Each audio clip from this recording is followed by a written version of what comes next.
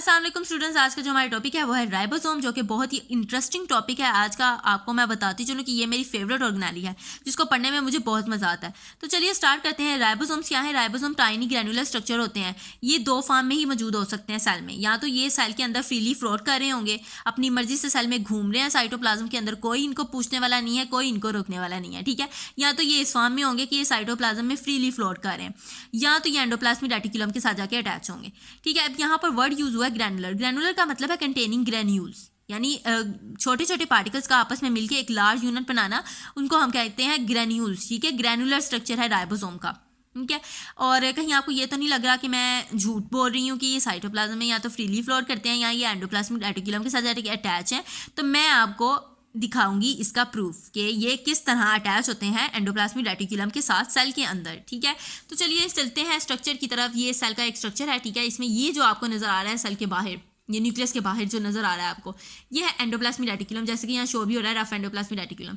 और इसके ऊपर ये जो ब्लैक डॉट्स आपको नजर आ रहे हैं, ये क्या है? राइबोसोम। क्या है? राइबोसोम। या तो ये इस फॉर्म में होंगे या तो ये साइटोप्लाज्म के अंदर फ्रीली फ्लोट कर रहे होंगे, ठीक है। ये दो ही फॉर्म में मौजूद होते हैं। अब चलते हैं कि इसको डिस्कवर किसने किया, इसको किसने स्टडी किया फॉर द फर्स्ट टाइम। तो स्टूडेंट्स 1955 में पैलेड एक ऐसा साइंटिस्ट है जिसने पहली दफ़ा इस इंटरेस्टिंग ऑर्गेनेली को स्टडी किया, ठीक है। जो राइबोसोम होते हैं वो इक्वल अमाउंट ऑफ प्रोटीन और आरएनए से मिलकर बनते हैं, और राइबोसोम किसी भी मेम्ब्रेन से बाउंड नहीं है। ये बात आपने याद रखनी है, ठीक है। ये मेम्ब्रेन किसी भी मेम्ब्रेन से बाउंड नहीं है, और ये प्रोकैरियोट्स और यूकैरियोट्स दोनों में मौजूद होती हैं। यूकैरियोटिक जो राइबोसोम होते हैं वो ज़रा थोड़े से बड़े होते हैं प्रोकैरियोटिक राइबोसोम से। अब राइबोसोम इतने इंपॉर्टेंट क्यों है, ठीक है, इतनी अहमियत के हामिल क्यों है राइबोसोम्स? और राइबोसोम्स क्या करते हैं? प्रोटीन बनाते हैं।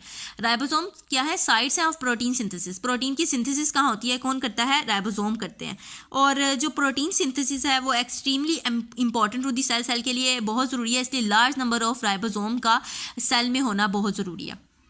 और जब राइबोसोम वर्किंग नहीं कर रहे होते ना, कोई काम नहीं कर रहे होते, फारिग होते हैं, ठीक है, लेज़ी हो गए होते हैं कि उनका काम करने को दिल नहीं कर रहा, जब कोई काम नहीं कर रहे होते तो ये डिसेंबल हो जाते हैं इनटू टू स्मॉलर यूनिट्स, ठीक है। दो स्मॉलर यूनिट में ये क्या होते हैं? डिसेंबल हो जाते हैं।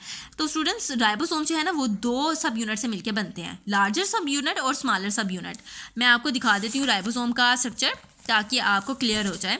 और ये ग्रैनुलर स्ट्रक्चर होता है, ये आपने बात याद रखनी है, ठीक है। अब ये चलते हैं, ये देखें, ये स्टूडेंट्स ये स्ट्रक्चर है राइबोसोम का, ठीक है। ये राइबोसोम है, ये इसका लार्जर सब यूनिट होता है और ये स्मॉलर सब यूनिट होता है।